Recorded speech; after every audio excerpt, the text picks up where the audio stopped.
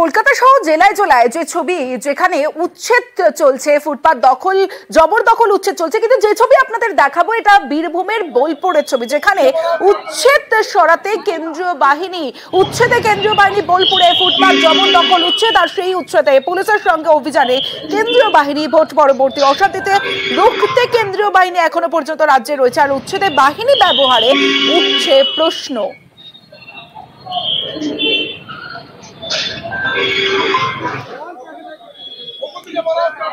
আমরা আজকে কোনো হকারকে কিন্তু সতর্ক করছি না, কিন্তু এখানে যারা পার্মানেন্ট দোকান করে আমাদের ফুটপাথ যেগুলো আছে সেগুলোর ওপর এনক্রোচ করে রেখেছে, সেটা তো তাদের কোনো রাইট নেই, সেটা পুরোটাই বেআইনি। তাদেরকে গতকাল থেকে সতর্ক করা হচ্ছে। আমরা মাইকিং এর ব্যাপারে বলেছি, পুলিশকে দিয়ে বলানো হয়েছে ওনাদেরকে, ওনারা নিজেরা যদি নিজেদের এনক্রোচমেন্টটা না সরান তখন আমাদেরকে পথে নামতে হয়েছে।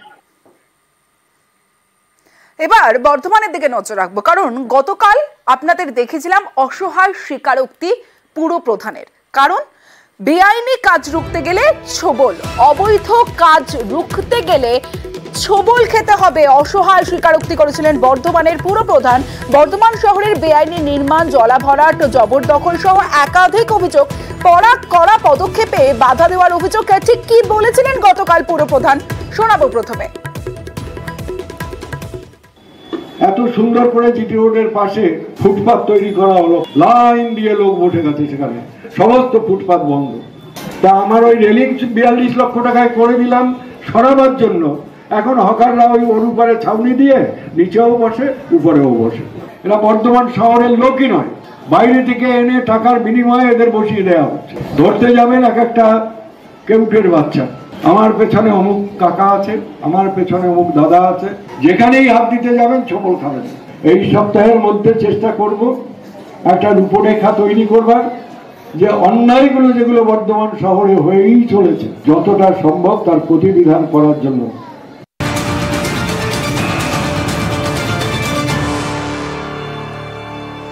গতকাল ছবির মন্তব্য আর আজ অ্যাকশন, ছবিটা দেখাবো আপনাদের। দেখুন, যে বেআইনি নির্মাণ বন্ধ করলো পুরসভা, গতকাল পুর প্রধান তিনি ছবল মন্তব্য করেছিলেন, এবং তারপরে আজ বিভিন্ন জায়গায়, বর্ধমান শহরের বিভিন্ন জায়গায় বেআইনি নির্মাণ বন্ধ করলো পুরসভা। সরকারি জমি দখল করে অবৈধ নির্মাণ, 24শে মার্চ অবৈধ নির্মাণ বন্ধে অভিযান, কাজ বন্ধের নোটিশ বর্ধমান পুরসভার, নোটিশেও বন্ধ হয়নি বেআইনি নির্মাণ। আজ পুলিশ পুরসভা অভিযানে কাজ বন্ধ করে দেওয়া হলো এই সমস্ত বেআইনি নির্মাণের।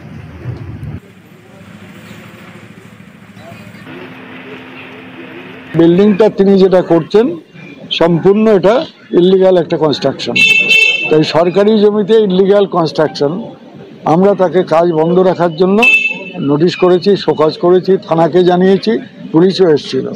এই অবস্থায় আজকে আমরা সিদ্ধান্ত নিয়ে নিলাম, এখানে দুজন কাজের লোককে আমরা পেয়েছিলাম, ওদিকে পুলিশের গাড়িতে তুলে দেওয়া হলো, আর ওনার নামে আজকে আমরা এফআইআর করছি, পুলিশকে বলবো ওকে অ্যারেস্ট করার জন্য। গতকাল নিউজরুম লাইভে আরো একটা বর্ধমানের খবর আপনাদের দেখিয়েছিলাম, যেখানে দামোদর থেকে দেদার বালি চুরি হচ্ছে। বালি মাফিয়ার কোপে 300 কোটির প্রকল্প। গতকাল অর্থাৎ বৃহস্পতিবার 27শে জুন এই খবর আমরা দেখাই নিউজ 18 বাংলায়। নিউজরুম লাইভে আপনারা দেখেছিলেন যে কোনো সময় বড়সড় ধসের আশঙ্কা। গলসিতে 300 কোটির জল প্রকল্প, পুরসভা জল প্রকল্পের নির্মাণ ভেঙে পড়ার আশঙ্কা প্রকাশ করা হয়েছিল গতকাল। এই খবর দেখাই আমরা। আর গলসিতে বালি পাচারে আজ যে আপডেট আপনাদের দেব, যে গলসিতে বালি পাচার, আর সেই বালি পাচারে গ্রেফতার 12 জন। এখনো পর্যন্ত গ্রেফতার করা হয়েছে 12 জনকে। বালি মাফিয়ার কোপে পুরসভা 300 কোটির জল প্রকল্প, দামোদর থেকে দেদার বালি চুরির জের, এবং সেই জেরে জল প্রকল্পের নির্মাণ ভেঙে পড়ার আশঙ্কা। জেলা শাসককে চিঠি দেন পুর প্রধান, বর্ধমানের পুর প্রধান পরেশ চন্দ্র সরকার। সেই ঘটনায় 12 জনকে গ্রেফতার করেছে পুলিশ।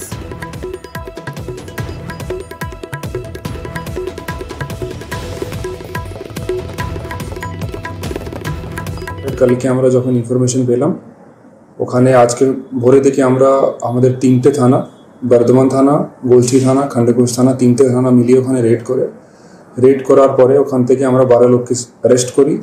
আমরা একটা স্পেসিফিক কেসও করেছি, ওখানে সব লোককে কোর্টে ফরওয়ার্ড করা হয়েছে। প্লাস যত গাড়ি ছিল সব গাড়ি সিজ করা হয়েছে। এটা ছাড়াও আমরা কন্টিনিউয়াসলি এখন একটু মনিটরিং রাখবো এখানে। আরও যেটা বলতে চাই কি আমাদের গোটা বর্ধমান জেলাতেই আমরা কন্টিনিউয়াসলি রেড করছি।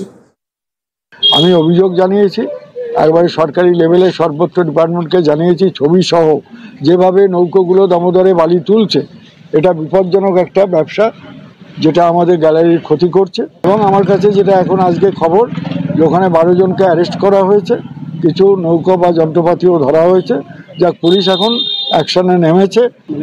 না beforehand police did not take any action, কিছু করেনি। আমরা সর্বত্র অভিযোগ জানানোর পরে এই বালি মাফিয়াদের, বালি চোরদের ধরার জন্য পুলিশ নেমেছে। মুখ্যমন্ত্রী মমতা বন্দ্যোপাধ্যায়ের বার্তা আর তারপরে তৎপরতা তুঙ্গে। হাওড়ার ছবিটা দেখাবো। হাওড়ায় পথে পুলিশ প্রশাসন, পরিস্থিতির সরেজমিনে মন্ত্রী বিধায়করাও। নাগরিক পরিষেবা নিয়ে উচ্চ পর্যায়ের বৈঠকও হয়। জবরদখল ও বেআইনি পার্কিং নিয়ে আলোচনা হয় এবং পরিস্থিতির সরেজমিনে মন্ত্রী বিধায়করা তারা পথে নামেন। যেখানে যেখানে বেআইনি কার্যকলাপ হচ্ছে, সে বেআইনি বিল্ডিংয়ের ক্ষেত্রেই হোক, বেআইনি পার্কিংয়ের ক্ষেত্রেই হোক, বেআইনি টোটোর ক্ষেত্রেই হোক, বেআইনি জলাশয় বোঝানোর ক্ষেত্রেই হোক, পুলিশ উইল টেক অ্যাকশন এবং দরকার হলে গ্রেপ্তার পর্যন্ত করা হতে পারে এবং জামিন অযোগ্য গ্রেপ্তারি পরোয়ানা তাদের বিরুদ্ধে জারি করা হবে। যেখানে যেখানে আমার মনে হয় ইলিগাল বিল্ডিং আছে, বেআইনি পার্কিং আছে, সব কটা আমি লিখিতভাবে আমি জমা করে দিই। আর মানে যারা যারা অথরাইজড ডিলার্স আছে তাদের ওপরেও তাদেরকেও ডেকে অনেক ডাইরেক্ট ইনস্ট্রাকশন দেওয়া হবে, সেইগুলো নিয়ে আলোচনা হয়েছে। এই মিটিংয়ের পর আমি সিপি আর ডিএম যাচ্ছি ফিজিক্যালি ভিজিট করতে, কিভাবে কি করা যায় সেটা ওইখানে ফিজিক্যালি দেখে তারপরে ডিসিশনের ওপরে আসবো।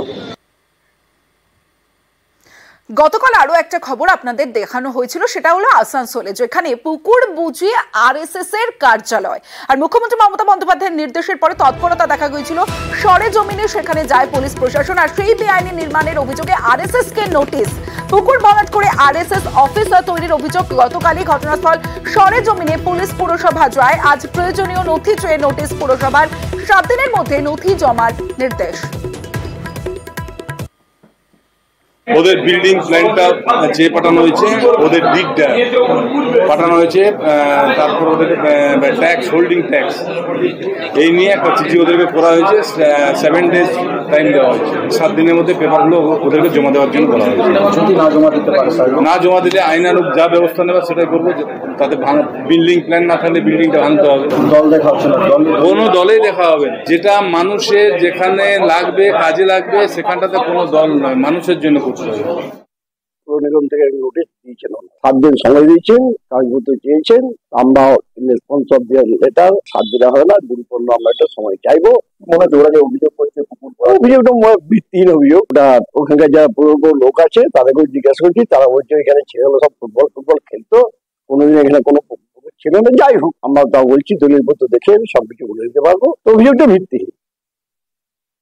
আসানসোলে রাহালেনে আপনাদের টিএমসির যে অফিস ফুটপাতকে দখল করে রয়েছে, সেই বিষয়টিকে জানিয়েছেন মমতা ব্যানার্জিকে যে সেটিকেও বুলডোজার দিয়ে তাকে ভাঙতে হবে? আপনাদের আরেকটি অফিস আছে, আমাদের আসানসোলের যে পোস্ট অফিস আছে বাজারের সামনে, ঠিক তার পাশে, সেই অফিসটিকেও ভাঙতে হবে, কারণ সেটাও তো ইলিগালি জবরদখল করা। আপনি কি জানিয়েছেন যে হিন্দুস্তান কেবল সেন্ট্রাল গভর্নমেন্টের যে জমিটা ছিল, প্রায় 940 একর জমি, সেগুলো সমস্ত জবরদখল হয়ে গেছে এবং প্রায় 500 আবাসন, সেই আবাসনগুলো তো বাইরে থেকে লোক এসে তারা সেগুলোকে জবরদখল করে নিয়েছে, সেটা কি জানিয়েছেন? এবার অন্যান্য খবরের দিকে নজর রাখবো। রাজপুর সোনারপুরে জমি কেনা বেচার বেআইনি কারবার, আইন কানুন শিখে তুলে বিক্রি হচ্ছে ডাম্পিং গ্রাউন্ড লাগোয়া জমি, আর সেখানেই তৈরি হচ্ছে বাড়ি। আর এ নিয়ে বারুইপুর মহকুমা শাসকের দফতরে নালিশ, স্থানীয়দের খতিয়ে দেখার আশ্বাস দিয়েছে পুরসভা।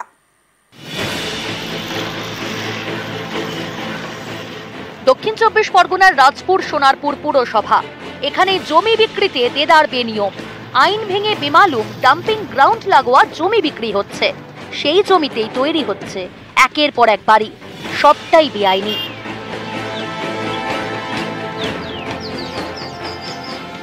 ডাম্পিং গ্রাউন্ডের পাশে তো বাড়ি করা নিষেধ, তা কেউ কিছু বলছে না? না। এই জমি কিনে তো দলিল কিছু দিয়েছে?